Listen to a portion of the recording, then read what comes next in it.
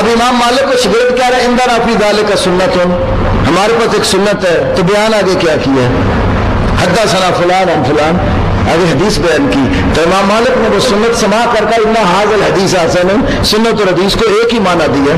چلو اس سے آسان عام فہم بات کرو، ابو داؤد ترمذی نسائی ابن ماجہ کو دوسری کتابوں کے نام سنے ہیں نا، بخاری مسلم کے بعد ابو داؤد کو کیا کہتے ہیں؟ سنن ابی داؤد، سنن ترمذی، سنن نسائی، سنن ابن ماجہ. اب جب ہم رفع دین کی یا فاتحہ کی یا آمین کی کوئی حدیث پیش کرتے ہیں یہاں سے، دوسرے لوگ بھی کہہ دیتے ہیں یہ صحیح نہیں ہے. بھئی آپ کے یہاں تو سنت ضعیف ہوتی نہیں، تو سنن ابی داؤد سے ہے، یہ تو سنن ترمذی سے ہے. جب سنت ضعیف ہی نہیں ہے تو ابو داؤد کی پیش کرتا رفع دین والی، آمین والی، فاتحہ والی حدیث وہ ضعیف کیسے ہو گئی؟ وہ تو سنن ابی داؤد ہے، وہ تو سنن ترمذی ہے. یہ سنت ایک اصطلاح ہے، محدثین نے دونوں لفظ استعمال کیے ہیں. اس لیے ہم جب حدیث کی بات کرتے ہیں مراد وہ حدیث ہوتی ہے جو نبی پاک صلی اللہ علیہ وسلم تک صحیح ثابت اور پہنچتی ہے. جس طرح آپ نے امام شافعی علیہ رحمہ کے حوالے سے ڈاکٹر صاحب کی زبانی سنا جب رسول اللہ سے کوئی بات ثابت ہو جاتی ہے تو وہ مراد ہوتی ہے حدیث سے. امام شاگرد امام مزنی نے جو امام شافعی کی کتاب الام کا اختصار کیے، پہلی شروع میں خطبہ ذکر کرنے کے بعد تیسری لائن میں امام شافعی کا قول نقل کیا کہ امام شافعی ہمیں اپنی اور اپنے علاوہ دیگر علماء محدثین فقہاء کی تقلید سے روکتے تھے. یہاں بھی بیچ میں سند کی ضرورت نہیں ہے. امام مزنی شاگرد ہے امام شافعی کے، مختصر مزنی میں ذکر کر رہے. امام احمد ابن حنبل ان کے شاگرد امام ابو داؤد صاحب سنن اپنے استاد احمد سے نقل کرتے ہیں اپنی کتاب مسائل ابی داؤد میں. یہاں بھی بیچ میں تیسرا راوی کوئی نہیں ہے. یہ بھی سند بالکل صحیح ہے. استاد شاگرد دونوں سیکھا ہے. احمد ابن حنبل امام ابو داؤد سے کہتے ہیں اپنے دین میں امام اوزاعی وغیرہ دیگر ائمہ کی تقلید مت کرو. تو تقلید میں کیا ہوتا ہے؟ غیر نبی کی بات بلا دلیل مانی جاتی ہے. یہ دیوبندی عالم ہے بہت بڑے اصول فقہ کی کتاب محمد عباد اللہ الاسدی، اس میں انہوں نے یہ بات ذکر کی تقلید کا معنی لکھتے ہوئے، کہتے ہیں غیر نبی کی بات کو بلا دلیل تسلیم کر لینا تقلید کی اصل حقیقت یہی ہے.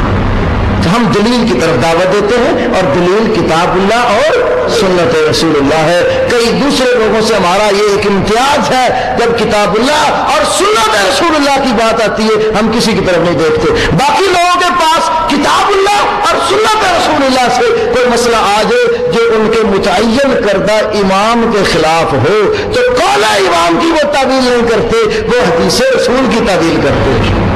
یہ آخری ایک مثال دے کے بات ختم کرتا ہوں. مشکات شریف حدیث کی معروف کتاب ہے، مدارس میں پڑھائی جاتی ہے، اس سے مثال دینے لگا ہوں. باب و صلاۃ الخوف ہے، فصل ثانی ہے، اس میں شرح سنہ بغوی کے حوالے سے ایک ہی حدیث منقول ہے. ایک دفعہ نبی کریم صلی اللہ علیہ وسلم مکہ اور طائف کے درمیان ایک وادی ہے بطن نخل، وہاں کفار کے ساتھ برسر پیکار تھے. نماز ظہر کا وقت ہو گیا. نبی پاک صلی اللہ علیہ وسلم کے صحابہ کے دو گروہ بن گئے، ایک دشمن کے مقابلے میں، ایک آپ کے ساتھ.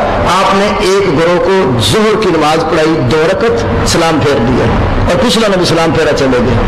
یہ گروہ چلا گیا دشمن کے مقابلے میں، وہ دوسرا گروہ آگے جو لڑ رہا تھا انہوں نے آپ کی ابتدا میں نماز پڑھی. آپ نے ان کو بھی 2 رکعت نماز پڑھائی اور سلام پھیرا. نبی پاک کی کتنی ہو گئی؟ اور صحابہ کی؟ نبی پاک کی ایک سلام کے ساتھ 4 یا 2 سلاموں سے؟ 2 سلاموں سے.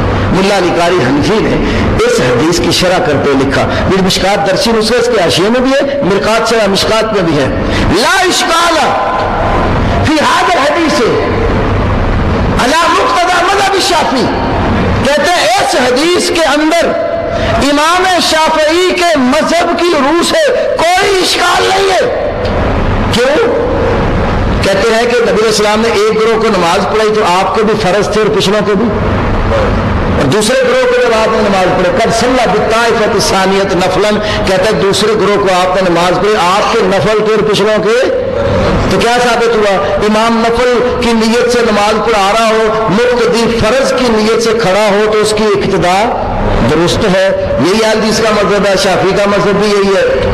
اس لیے ہمارے جب تراویح کی نماز ہوتی کسی فرض رہتے تو ہم کہتے کہ اس میں جماعت میں شریک ہو گئے.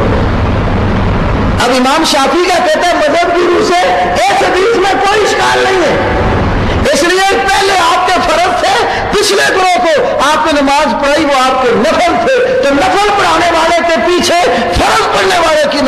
शाफी के नजदीक तो सही है, लेकिन वह अला कवाइद मजहबना मुश्किल जिद्दा, हमारे मजहब के ज़ाब्ते उसूलों की रूह से इस हदीस में बहुत बड़ा इश्काल है।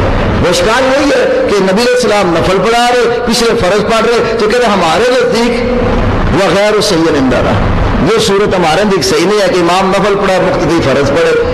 तो अब कहते फिर इस हदीस पर गौर करेंगे, हदीस पर गौर करते हुए ये देखेंगे कि आपने जो नमाज पढ़ाई, आप मुसाफिर थे, कसर पढ़ रहे थे या मुकीम थे?